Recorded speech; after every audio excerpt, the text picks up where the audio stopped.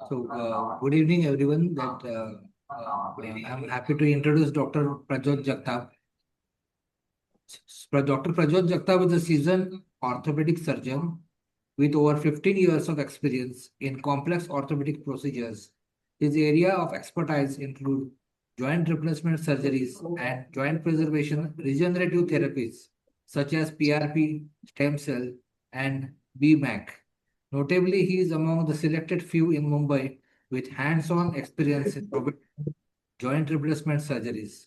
Throughout his career, Dr. Jagtap has demonstrated exceptional surgical skills, performing and managing numerous complex cases in accordance with established guidelines. He is dedicated to staying updated with the latest advancements in surgical techniques and patient care, regularly attending workshops and expanding his knowledge in the field. So this is the brief introduction. So now Dr. Prajot Jagtap will present his session. Thank you, Mungekar ji, for that wonderful introduction. Yes, welcome. So my screen is, I think, visible. Yes, Is sir. it? Yes, sir. Screen is online. Yes, sir. Yeah. Good evening, friends and colleagues. So आज ना एक अच्छे topic पे, it's very interesting topic. It's called regenerative cell therapy, जो अभी latest trend है market में. आपके पास ना बहुत सारे पेशेंट्स आते होंगे और बोलते होंगे, डॉक्टर साहब कुछ भी कीजिए बट ऑपरेशन मत कराइए, और कुछ भी ऑप्शन चलेगा. तो ये जो प्रेजेंटेशन है वो आपको बताएगा कि क्या हम अपने पेशेंट्स के लिए विदाउट सर्जरी कुछ ऑप्शंस दे सकते हैं कि नहीं. So are you guys excited? I hope so. Me to.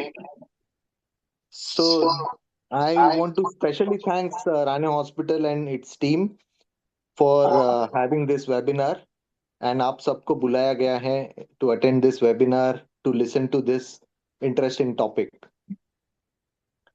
So I am a specialist in joint preservation surgeries and joint preservation therapies. I have a special interest in robotic joint replacement surgery also. So that is me. So let's understand कि आज का क्या vision होने वाला है. So हम कैसे joint को प्रिजर्व करेंगे, that is our first thing.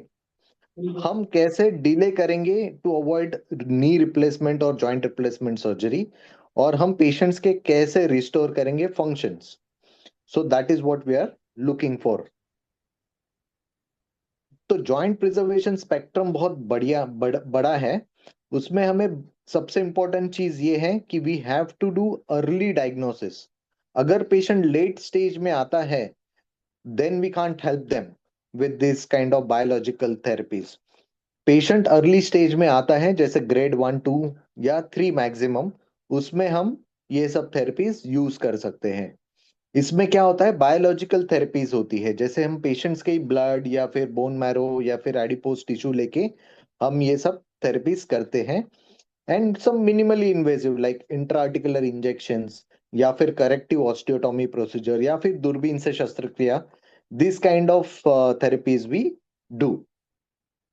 तो सबसे पहले हम जानते हैं कि अंदर से घुटने का जॉइंट कैसे होगा, और वो हम कैसे डायग्नोस करेंगे कि अर्ली स्टेज में है पेशेंट्स कि लेटर स्टेज में आया हुआ है.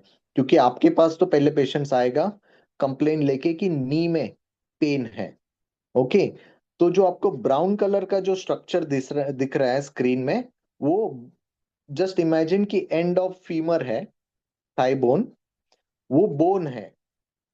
The white colour structure what you see, it's the cartilage. और जो ग्रे कलर है उसमें लिखा हुआ है कि क्या क्या स्टेजेस में क्या क्या होता है. सो ग्रेड 1 स्टेज अगर देखोगे टॉप में, तो आर्टिकुलर कार्टिलेज सॉफ्ट होता है, बट आर्टिकुलर थिकनेस जो व्हाइट कलर में दिख रहा है वो पूरा इंटैक्ट होता है. So this patients no usually complain of pain, anterior knee pain, ऐसे कंप्लेंट में आएंगे, या फिर सीढ़ियां चढ़ने उतरने में तकलीफ हो रही है. And these will be young guys, youngsters रहेंगे, या फिर कुछ जस्ट जल्दी जल्दी रिसेंट स्पोर्ट्स एक्टिविटी कुछ चालू किया होगा. Those kind of candidates will complain of this. So the cartilage on X-ray and MRI will look normal, but on examination, if you examine this cartilage under the arthroscope, you can feel the cartilage is little softer. That is grade 1. Grade 2, if you can see small serrations have come, fissures like, so small erosions at the cartilage, which is not gone up to the bone. तो bone तक नहीं पहुंचा होता है, सिर्फ superficial abrasion जैसे बोलते हैं ना हम, वैसे kind of abrasions on the cartilage. That's mild, grade 2.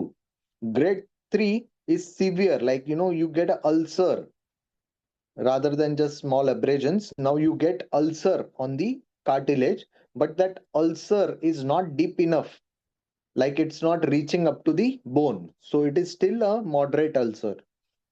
That's grade 3. Or grade 4 में the entire cartilage is lost, the bone is exposed, and the bone is rubbing on each other. That is grade 4 arthritis. Okay, सो ये समझ में आ गया कि अंदर से घुटना कैसे दिखता है. वो एक्सरे में कैसे दिखता है वो हम अभी जानते हैं. तो if you see the xray, grade 1 में तो नॉर्मल ही दिखता है नी. दिस इज नी जॉइंट का xray. So thigh bone leg bone बीच में जो गैप है वो सेम दिखती है. Grade 2 also it will show the same picture. Grade 3 में यू स्टार्ट सीइंग कि ऑस्टियोफाइट्स बनना शुरू हो गए हैं, गैप रिड्यूस हो गया है, एक साइड का गैप बढ़ गया, एक साइड का कम हो गया है. एंड ग्रेड 4 में it will be a gross bone on bone disease, और उसमें बोन ऑन बोन हिट करेगा और डिफॉर्मिटी भी सेट इन होगी, like this grade 4. Okay,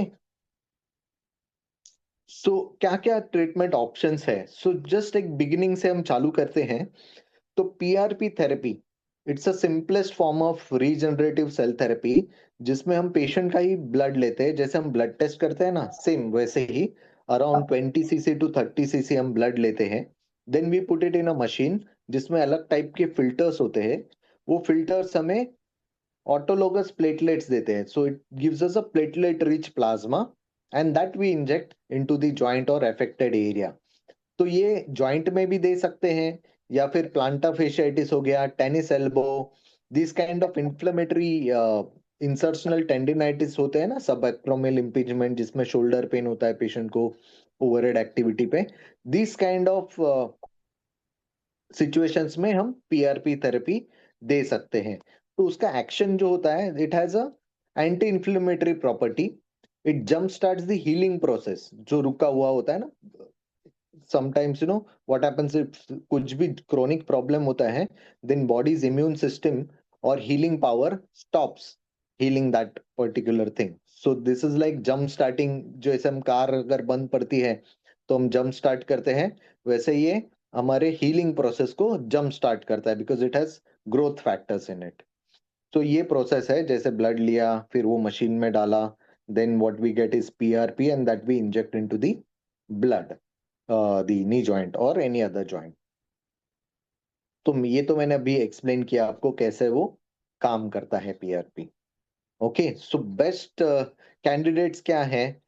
early osteoarthritis, sports injury, post op recovery period में भी हम कभी कभी ये इंजेक्शन देते हैं. आपने अभी रिसेंटली सुना होगा, अभय देवल ने स्टेम सेल थेरेपी लिया था with combination of PRP for his knee pain and hip pain, sciatica pain. So अगर नहीं सुना है, देन यू गूगल इट, तो you will come to know कि most of this high end celebrities are now opting for regenerative cell therapy over the surgeries. So but कुछ therapy, कुछ conditions में हम इसको डेफिनेटली यूज कर सकते हैं. तो इसका एविडेंस क्या है. तो एविडेंस ऐसा है, 2013 में there are many evidence, but I have chosen this paper because इसमें हमें पता चलता है कि पीआरपी देने के बाद, सो नी start treated with 1 or 2 PRP injections saw reduction in pain and stiffness as well as improvement in knee function at 6 weeks to 3 months. Okay, and at 6 months marked positive results started declining, though pain and functions were still better than before PRP treatment. So yeah, it's like a VAS score. It's a subjective phenomenon और subjective input from patients, कि patient खुद बताता है कि ये injection लेने के बाद उनको क्या क्या रिलीफ हुआ। बट ये तो सब्जेक्टिव हुआ, व्हाट इज ऑब्जेक्टिव, कि हमें प्रूफ बताओ। तो प्रूफ के लिए इन्होंने क्या किया, एमआरआई स्कैन्स ले लिए पेशेंट्स के। तो at the end of 1 year of receiving PRP injections, और पहले, before receiving PRP therapy and after receiving, so 1 year after the PRP therapy, they checked the MRI scan, and what they found showed that degenerative process had not progressed in majority of knee cases. What does this mean? See, हमारा जो joint होता है वो degenerate होता है at the rate of 4 to 6% per year. अगर ये PRP injection से हमारा 4 to 6% डीजनरेट होना बच गया, दैट मीन्स हमारा 4 to 6% गेन हो गया। सो हमारा कार्टिलेज प्रिजर्व हो गया। That is how the PRP therapy works. So it, जैसे ये डीजनरेट होने से बचाता है, बट ये बनाता नहीं है कार्टिलेज, बट एटलीस्ट डीजनरेट होने से बचाता है। That is what you can understand, you know. इतना भी समझ में आ गया तो काफी है। Then we have a next hero in the market called as visco supplementation. Now this particular therapy क्या होती है, it's like a gel therapy.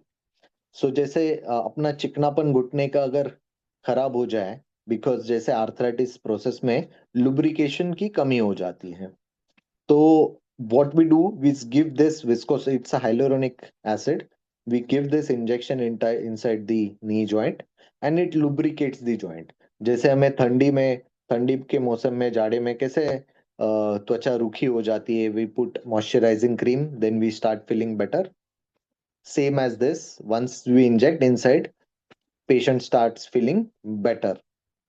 इसका असर एक साधारण वन वन ईयर तक रहता है। It also like, you know, आप जैसे हम कोई वुंड के ऊपर ड्रेसिंग कर देते तो you know it helps in healing of the wound and also protects it from its injury, वैसे ये कोटिंग कर लेता है एंड देन वैसे काम करता है। So it helps in lubrication, shock absorption, you know, that way. तो ये इंजेक्शन कुछ इस प्रकार का दिखता है। Okay, so benefits of visco supplementation, जैसे मैंने बताया, पेन रिलीफ हो जाता है, इम्प्रूव मोबिलिटी इम्प्रूव हो जाती है, and it's outside procedure. I mean, you don't have to pay admit the patient और take him to the operation theatre. तो ओपीडी बेसिस पे both PRP as well as visco supplementation, ये दोनों therapy हम OPD basis पे कर सकते हैं। फिर आता है बीमैक थेरेपी। अभी ये क्या चीज है? बीमैक, बोन मैरो कॉन्सेंट्रेट। ओके, सो ऑटोलोगस कॉन्सेंट्रेट क्या होता है? इसमें हम पेशेंट का बोन मैरो एस्पिरेट करते हैं एंड वो बोन मैरो को अगेन लाइक पीआरपी थेरेपी जैसा प्रोसेस करके we get something called as stem cells concentrate और बोन मैरो कॉन्सेंट्रेट, जिसमें बहुत सारे स्टेम सेल्स होते हैं। Now these are precursor cells, जिसको कोई भी डायरेक्शन का, it's like a young new born child, you know, जिसको जैसे सिखाया वैसे वो बनेगा वैसे। बिकॉज ये जहाँ पे हम इंजेक्ट करते हैं तो it starts regenerating. So this is the therapy of regeneration, actual regeneration. अभी तक जॉइंट प्रिजर्वेशन की बात हुई, अभी रीजनरेशन चालू हो गया। ओके, तो ये हेल्प करता है रीजनरेट द कार्टिलेज और bones, you know, that way. So that is what it is. कि कहाँ पे यूज होता है इसमें? फोकल कार्टिलेज डिफेक्ट, अगर एक, जैसे हमने बताया ना, ग्रेड 3 आर्थराइटिस में एक फोकल अगर डिफेक्ट है, एक जगह पे गड्ढा हो गया है, then we can with, there are certain fibrin glues, उसके साथ we inject and it glues to that area, उसको चिपक जाता है एंड वो कार्टिलेज बनाना शुरू करता है। AVN cases, not only hips but knee में भी ये काम करता है। सो अर्ली आर्थराइटिस, ये सब चीज में इसका बहुत अच्छा रोल है। देन आता है एलोजेनिक, मतलब बाहर से हम स्टेम सेल्स लेते हैं। They are called as mesenchymal stem cell from healthy donor. ये अभी डीसीजीए अप्रूव्ड सेल थेरेपी है, जिससे you know it comes as a readymade. तो जैसे बीमैक में हमें पेशेंट का बोन मैरो एस्पिरेट करना होता है, ये हमें रेडीमेड मिलता है। जैसे विस्को सप्लीमेंटेशन का इंजेक्शन देखा ना, वैसे एक वायल में आता है दैट्स कॉल्ड स्टेम 1 थेरेपी और सिप्लोस्टेम, और वो India first DCG approved therapy है जो हम यूज कर सकते हैं। तो ये हम घुटने के अंदर इंजेक्ट करते हैं, और इसके भी बहुत अच्छे रिजल्ट्स हैं, मैंने बहुत सारे पेशेंट्स को दिया हुआ है। The only thing is this therapy is little expensive. 1.5 lakh से लेके 2 लाख तक खर्चा आता है ये थेरेपी करने के लिए। And it has very good regenerative potential. It has a inflammation control and healing modulation. Then there is something called as regro cell therapy. इसमें क्या करते हैं, ये थोड़ा अलग टाइप का है। जैसे अभी ये देखा हमने स्टेम थेरेपी, ये तो रेडीमेड मिल गया। इसमें क्या होता है ना, एवियन केसेस में स्पेशली, ये स्टेज वाइज प्रोसीजर है। इसमें हम क्या करते हैं, पहले को डिकम्प्रेशन करते हैं। Okay, so we make a drill hole, जो एवियन पार्ट है उसको निकाल देते हैं, एंड वही टाइम पे we take bone marrow of the patient, and that bone marrow is sent to the lab. वो लैब में 10,000 टाइम्स टू मिलियन टाइम्स वो रिग्रो होता है, and these osteoblast as a product हमें 3 हफ्ते के बाद मल्टीप्लाई होके मिलता है, and then that thing be inject into the affected side, and it has a very good potential for healing. तो ये अलग टाइप का थोड़ा प्रोसीजर है, but this is also approved and it gives very good results. हाँ, but yes, early stage में होना चाहिए पेशेंट। अगर पूरा जॉइंट का सरफेस खराब हो गया है, फ्लैट हो गया है, बॉल लाइक हिप का बॉल अगर फ्लैट हो गया है, देन ये काम नहीं करता। Okay, so that is what it is. It is showing कैसे हम प्रोसीजर करते हैं, जो अफेक्टेड एरिया को डिकम्प्रेस करके then we inject into the joint. Then there are small occasions where we do arthroscopy. That's a minimally invasive, जिसमें हम दूरबीन डाल के देखते हैं, कोई इन्फ्लेम्ड एरिया है उसको निकाल देते हैं, लूज बॉडीज है जो रब कर रही है, मेनिस्कस टेयर या ऐसा कुछ स्मॉल स्मॉल थिंग है जो बीच में आ रहा है जॉइंट के बीच में और रब कर रहा है, उसको हम ठीक कर देते हैं। Arthroscopic abrasion chondroplasty is also one of the procedure, जिसमें हम ड्रिल होल करते हैं जो कार्टिलेज डिफेक्ट है वहां पे, which also helps in regeneration of cartilage. So as I said, meniscus tear, ligament injury, cartilage lesions, इसमें हम आर्थ्रोस्कोपी यूज करते हैं। देन आता है डिफॉर्मिटी करेक्शन।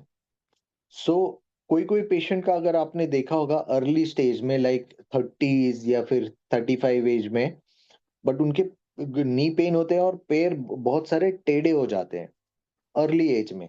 वो that's not because of arthritis, that is because of mall alignment जो बचपन से उनको होता है, या फिर कंजेनाइटल डिफॉर्मिटी की वजह से। तो उसमें हम something called as high tibial osteotomy करते हैं। It creates the biomechanical balance, और वो हीलिंग होने के बाद पैर सीधा हो जाता है, तो लोडिंग चेंज हो जाता है, पेशेंट का पेन निकल जाता है। दैट्स ओनली पॉसिबल अगर कार्टिलेज अच्छा है और माल अलाइनमेंट का प्रॉब्लम है तो ही। तो ये भी हम प्रोसीजर करते हैं। हिप प्रिजर्वेशन में भी हिप आर्थ्रोस्कोपी करते हैं। हमने एवियन के बारे में बात किया, अर्ली आर्थराइटिस में भी बीमैक या फिर रिग्रो सेल थेरेपी हम हिप में यूज करते हैं। नी प्रिजर्वेशन जैसे मैंने बताया, वो सब चीज हम कॉम्बिनेशन थेरेपी में भी कर सकते हैं। फॉर एग्जाम्पल, किसी को मेनिस्कस टेयर है तो उसका दूरबीन से मेनिस्कस निकाल दो, अगर रिपेयर कर सकते हैं तो रिपेयर करो, साथ में पीआरपी इंजेक्शन दे दो या फिर स्टेम सेल्स थेरेपी दे दो। अभी मेरे पास एक पेशेंट आया था रवांडा से, नाइजेरियन पेशेंट। तो that patient had come for patella dislocation, young lady, she was 22 years old।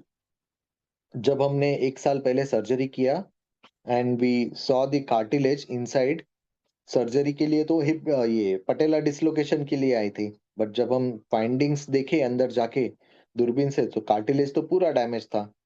Then I suggested her to go for stem cells therapy. So जैसे 1 साल हो गया, she came back again and took stem cells therapy and flew back to Rwanda. तो ये भी हम कर सकते हैं, या फिर सेम टाइम में भी कर सकते हैं। तो ये कॉम्बिनेशन थेरेपी हम कर सकते हैं। अगर यूनिकम्पार्टमेंटल है तो यूनिकम्पार्टमेंटल नी रिप्लेसमेंट या फिर मेनिस्कस रिप्लेसमेंट थेरेपी, माइक्रोप्लास्टी, जो भी बोल लो, वो हम कर सकते हैं। अभी हमारे पास रोबोट भी आया हुआ है, सो हम रोबोटिक भी सर्जरी कर सकते हैं and we can restore the function with minimal invasive way. Combination therapy मैंने अभी जस्ट आपको बताया। Patient selection is very important. इसमें एज बहुत मैटर करता है। You have to see the activity level of the patients कि पेशेंट का डिमांड क्या है।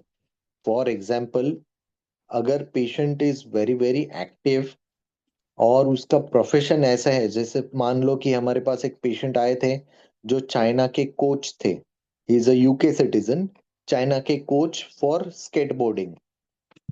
वो उनका एज था 55 और उनका बहुत सारे सर्जरीज ऑलरेडी हो चुके थे यूके में। He wanted lateral compartment knee replacement because he said कि मेरा 5 साल का विंडो पीरियड है, 5 साल बाद मैं रिटायर्ड होने वाला हूँ, मेरे को डॉक्टर साहब 5 साल के लिए you give me a joint जो मैं बेंड कर सकता हूँ, मैं स्केटबोर्ड कर सकता हूँ। तो उनका हमें पार्शियल नी रिप्लेसमेंट किया and he is doing excellent. तो एक्टिविटी भी देखना होता है कि पेशेंट का डिमांड क्या है। Yes, because that joint will not last for long time, क्योंकि अगर वो स्पोर्ट्स लेवल एक्टिविटी करोगे तो जल्दी खराब होगा। But he was okay with it, he said कि एक बार मैं रिटायर्ड हो जाऊंगा तो मैं पूरा घुटना चेंज करूंगा, mean while I want something interim therapy. तो वैसे भी देखना होता है पेशेंट का activity, age and requirement, stage of disease. अगर वही पेशेंट अगर सपोज एंड स्टेज में आता है तो हम तो चाह के भी नहीं कर सकते, क्योंकि वो काम ही नहीं करेगा। तो वो भी देखना है पेशेंट्स एक्सपेक्टेशन। अगर वो पेशेंट फॉर एग्जांपल बोलते हैं नहीं ये तो 20 साल चलना चाहिए, आपने बोला था 20 साल चलता है, बट आपका एक्टिविटी वैसा है तो फिर वो 20 साल नहीं चलेगा। सो ये सब क्राइटेरियाज है, उसके लिए आपको अच्छे डॉक्टर के पास या फिर एक्सपर्ट के पास पेशेंट को रेफर करना है। तो एडवांटेजेस वही minimally invasive, natural healing, quick recovery. Limitation not for end stage osteoarthritis, need expertise, patient specific response होता है। And when to do replacement are, as I said, advance arthritis, failed preservation and severe disability में आपको knee replacement की जरूरत पड़ेगी आपके patients के लिए। तो कंटिन्यूम ऑफ केयर में क्या होगा, प्रिजर्वेशन टू रिप्लेसमेंट सब एक ही जगह पे आपको मिलेगा। Single surgeon care, long term outcomes आपको पेशेंट में देखने मिलेंगे। So why refer to doctor Prajot Jagtap? Finally, because I am expert in joint preservation as well as replacement. I do minimally invasive approach, मैं सब वास्टस अप्रोच करता हूँ, ligaments cuts नहीं करता हूँ। जैसे अगर जॉइंट रिप्लेसमेंट की भी जरूरत आ गई, then I preserve muscle as well as ligaments. I give evidence-based care and my approach is very patient-centric. जो पेशेंट को जरूरत है बस वही हम बेस्ट हम करके देंगे। Thank you so much for your patient listening. I'm looking forward for your questions and collaborating for better joint health. Thank you so much. Sir, for a wonderful presentation, sir. And Thank thanks you. for coming. Welcome questions. And any doctor has any questions, please ask doctor.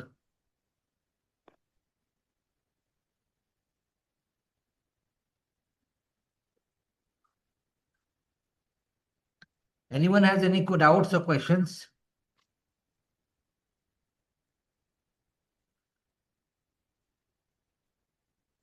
Yes, If no, then we anybody will. is having कुछ भी doubts है, कुछ भी बिंदास पूछ सकते हैं। I am very approachable. Please don't hesitate.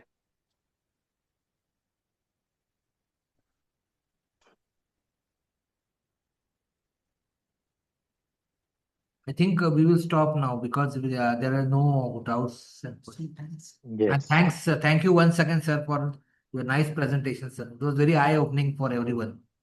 Yes, thank you so much for the opportunity. Yes, sir. And we will keep doing these kind of webinars for benefit of our patients and learning for our doctors. Sir, thank Thank you you so once much. again, sir. Yeah. Thank you. Bye. Bye. Thank you. Bye. Thank you so much. Thank you so much.